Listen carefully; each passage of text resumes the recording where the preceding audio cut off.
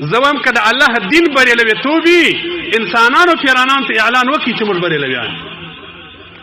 موږ بریالویان دغسې ګمراهان بولو که لکه دغه د کوټې و د بوسا کارني پنجپیریان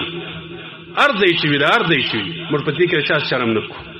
پنجپیری او بریالوی دا دواړو دین ته ضرر رسولی دي خو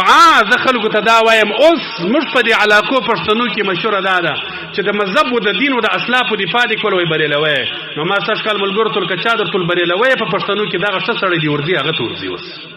اوس خو بریالویت خلک د اسلافو لار بولي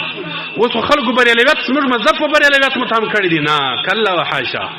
چې ته د قرآن او د احادیثو او د ائمه او عقیده ده پر هغه باندې به درېږو د افراط او تفریط د دواړو څخه به ژغورو مقصد د خبرې ته راځم نبي